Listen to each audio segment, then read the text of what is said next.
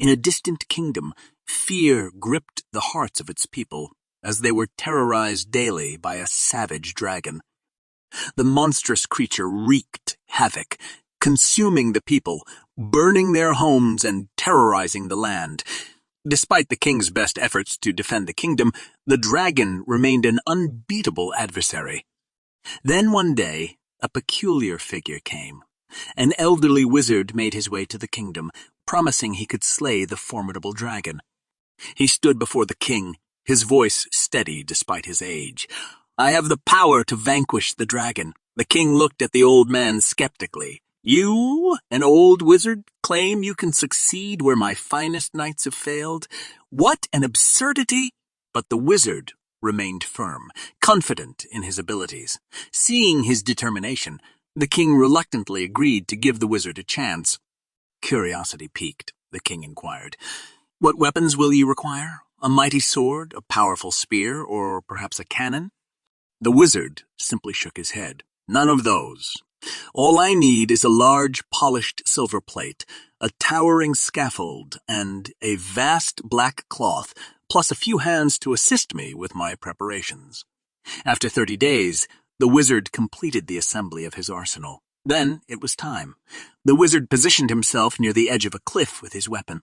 Then soldiers caused a ruckus to stir the beast from its den from the other side. From a distance, the kingdom watched, their hearts pounding in anticipation. Roused by the commotion, the dragon emerged from its lair in a fit of rage. Spotting the wizard at the other end on a cliff, it lunged at him, but the wizard remained calm and waited for the right time. With the dragon about to breathe out fire, the wizard and the soldiers pulled down the large black cloth, exposing the enormous mirror-like silver plate.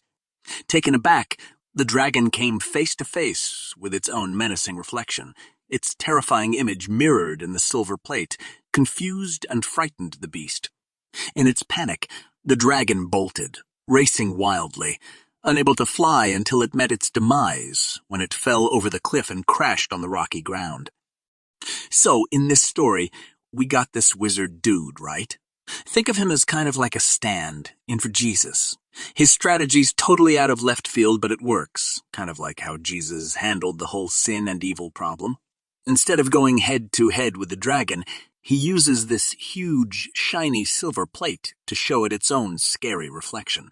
No swords or spears, just raw, undeniable truth. Sounds a lot like how Jesus handled sin, doesn't it? Instead of shying away from it, he put it right out in the open. Like, remember how he was always calling out the Pharisees for being hypocrites in the Bible. He wasn't afraid to hold up a mirror to their faces and show them who they really were. And when it came to people who were sorry for their sins, he didn't keep it hush. Hush! He forgave them right then and there for everyone to see the kind of change that forgiveness can bring about. But here's the thing. Jesus wasn't out to destroy sinners. Instead, he aimed to destroy the sin inside them.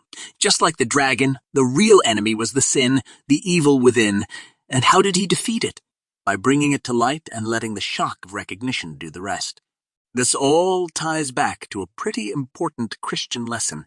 The best way to deal with the sins or the dragons in our lives is to admit they're there. We need to be willing to face our mistakes and be cleansed from our dragons. That's when we can finally be free, just like the people in the kingdom when the dragon was gone. In the end, it's by letting Jesus' truth and grace shine a light on our sins that we can conquer them and start making real changes in our lives. And I don't know about you, but I'd say that's a pretty sweet deal.